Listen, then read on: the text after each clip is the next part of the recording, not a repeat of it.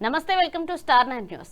అవినీతికి ఆస్కారం లేకుండా పుష్కర పాలన ప్రధానమంత్రిగా చరిత్ర ఘనతకెక్కిన నేత నరేంద్ర మోదీ అని బీజేపీ రాష్ట్ర అధికార ప్రతినిధి తాడూరి శ్రీనివాస్, మాజీ ఎంపీ బూర నరసేగౌడ్లు వెల్లడించారు.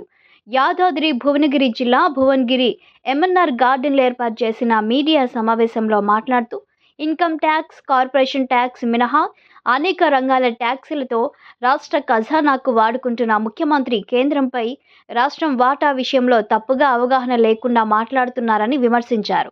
సందర్భంగా మాట్లాడుతూ ప్రజాస్వామ్యంలో ప్రజలచే ఎన్నుకోబడిన ప్రధానమంత్రిగా 12 సంవత్సరాల సుదీర్ఘ పాలనలో అభివృద్ధి, సంక్షేమం 2 రథచక్రాలతో ముందుకు తీసుకువచ్చిన ఘనత బీజేపీ ప్రభుత్వంది అన్నారు.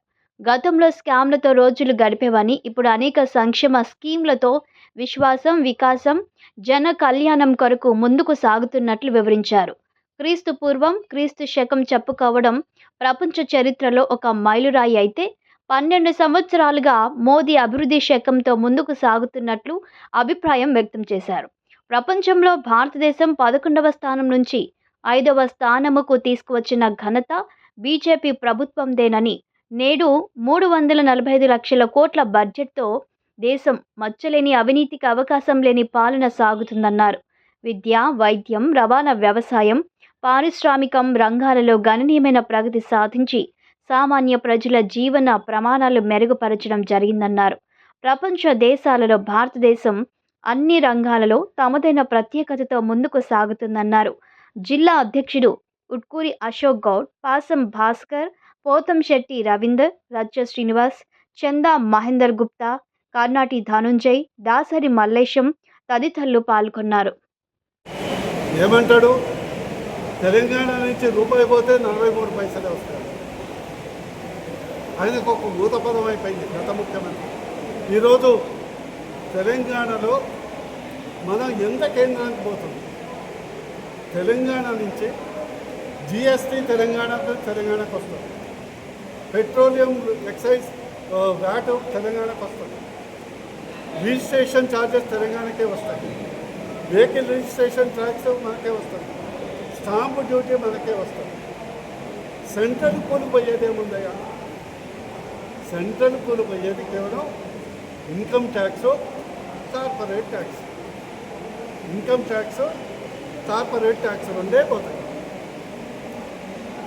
జిఎస్టీ రాష్ట్ర వాటా రాష్ట్రకు వస్తుంది, ఏదో రెండే వస్తాయి. ఈయన ఏదో మొత్తం దేశాన్ని ఉద్ధరిస్తున్నట్టు ముఖ్యమంత్రి మాట్లాడతారు. మన రాష్ట్రం నుంచి సంవత్సరానికి కార్పొరేషను మరి ఇన్కమ్ ట్యాక్స్ సెంట్రల్ పూర్లో ఎంత పోతుంది? మ్యాక్సిమం 55,000 కోట్లు. 55,000 కోట్లు. మరి అదే మహారాష్ట్ర నుంచి 8 లక్షల కోట్లు పోతుంది. 8 లక్షల కోట్లు. అక్కడ జిఎస్టీ 3,50,000 కోట్లు జిఎస్టీ కలెక్షన్ ఉంటే, మన దగ్గర మన ఫ్యూచరిస్టిక్ ముఖ్యమంత్రి చదవ వల్ల 7వ ర్యాంకు నుంచి 9వ ర్యాంకు పడిపోయింది. ఈరోజు మన జిఎస్టీ సెంటర్, స్టేట్ కలెక్షన్ 2 కలిపితే మన జిఎస్టీ కేవలం 9వ ర్యాంకు. మరి 3.5 లక్షలు కడుతున్నటువంటి మహారాష్ట్ర వాళ్ళు ఏమన్నారు? ఈరోజు మనకెందుకు ఎంత వస్తుందంటే, ఈరోజు మనం ఇచ్చిన డబ్బుల నుంచి ట్యాక్స్ డివల్యూషన్ కింద ప్రతి రూపాయల 43 రూపాయలు ఇమీడియట్గా మనకు వస్తుంది. 43 రూపాయలు వస్తాయి.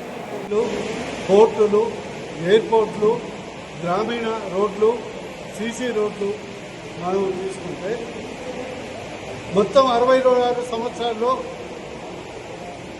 భారతదేశంలో కేవలం 90,000 కిలోమీటర్ల జాతీయ రహదారులు ఉంటే, కేవలం 10 సంవత్సరాలు 1 లక్ష, మొత్తం ఈరోజు 1,50,000 కిలోమీటర్ల జాతీయ రహదారులు నిర్మించిన ఘనత మనది.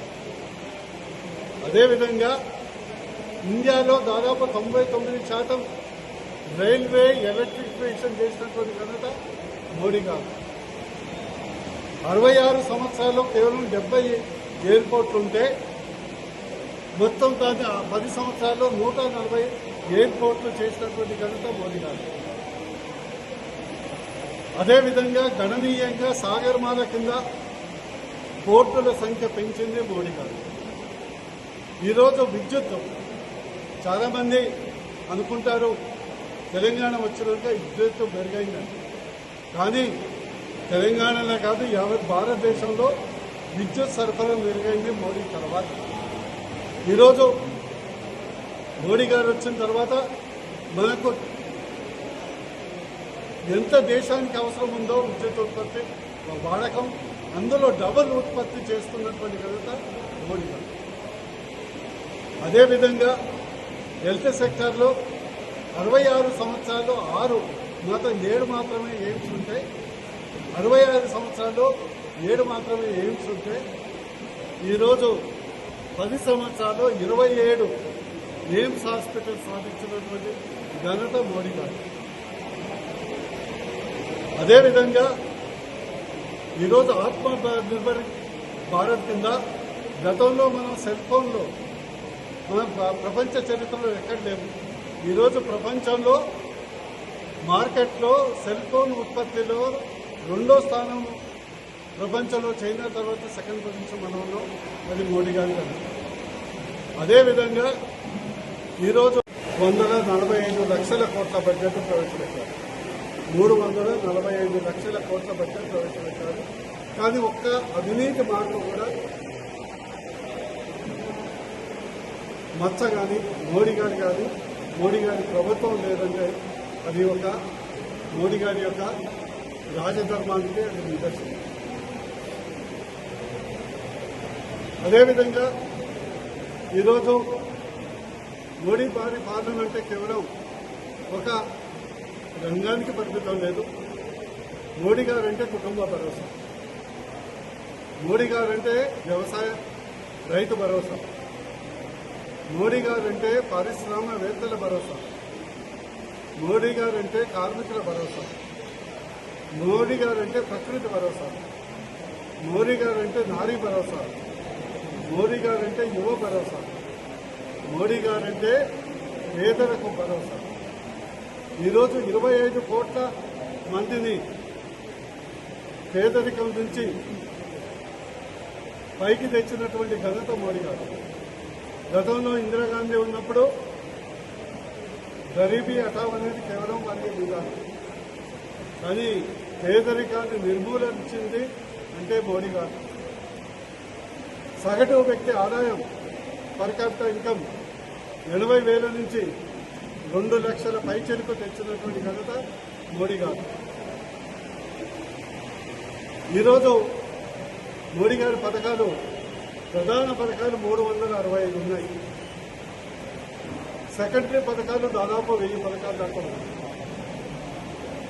మనం ఒక కుటుంబాన్ని యూనిట్గా తీసుకుంటే మనకి ప్రస్తుతం అమ్మడి కేంద్రాలకి లేవు, గంజి కేంద్రాలు 80 కోట్ల మందికి ప్రతి కుటుంబానికి 5 కేజీల రేషన్ బియ్యం ఇచ్చింది మోడీ గారు. అదేవిధంగా